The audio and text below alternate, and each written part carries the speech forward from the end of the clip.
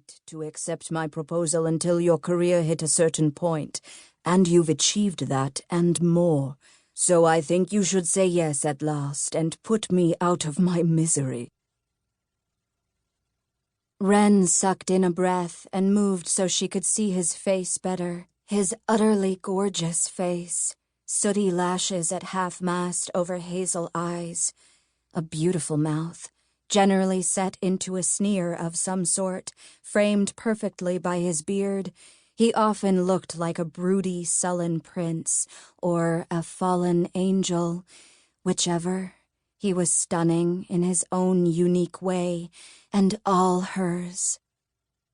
True that he was also bossy, imperious, temperamental, and cranky, but she rather thought of him as the anemone and she the clownfish.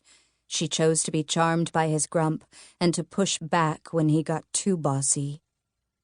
No one on the planet had ever meant more to her or been at her back with the same ferocity as he did.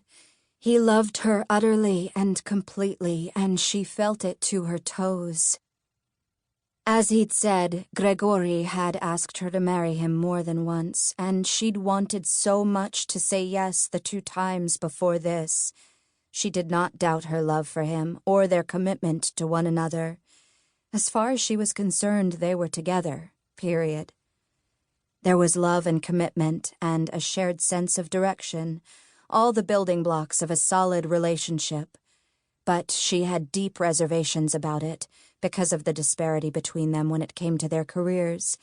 If she married him before her own career took off, some people would think she was latching on, and that was how she got her book deals and other media contracts. So it had meant a lot to her to be taken seriously for her work and for her success, because Gregori wasn't just a highly successful artist, he was a unicorn, one of those very few who'd enjoyed spectacular success from pretty much go.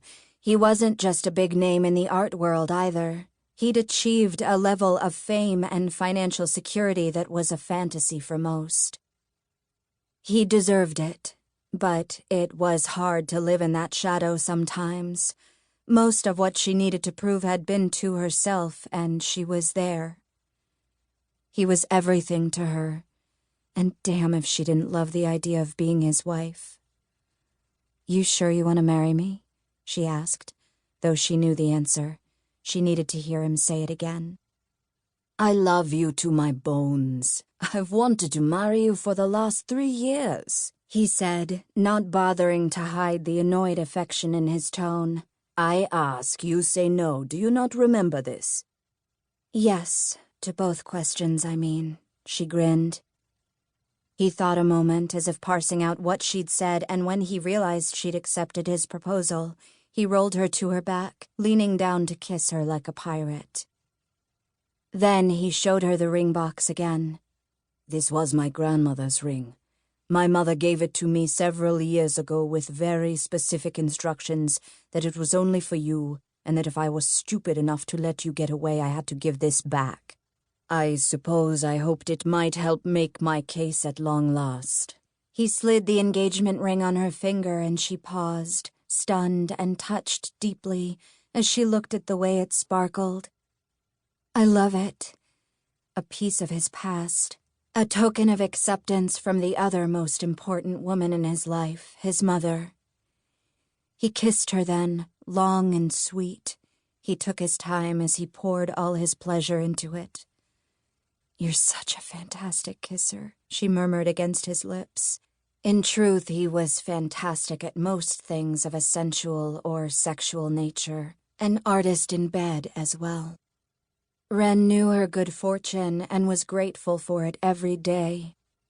"Because I'm addicted to your taste." Underlining that statement, he cruised his mouth down her neck and across her collarbone, licking over her freckles here and here.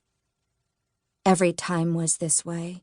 Even after years, each touch was hotter than the last. Wren dug her nails into his shoulders as he caught her nipple between his teeth through the fabric of the camisole she wore. He growled in response and kicked her pulse higher. Her skin heated, the scent rising, intermingling with sex.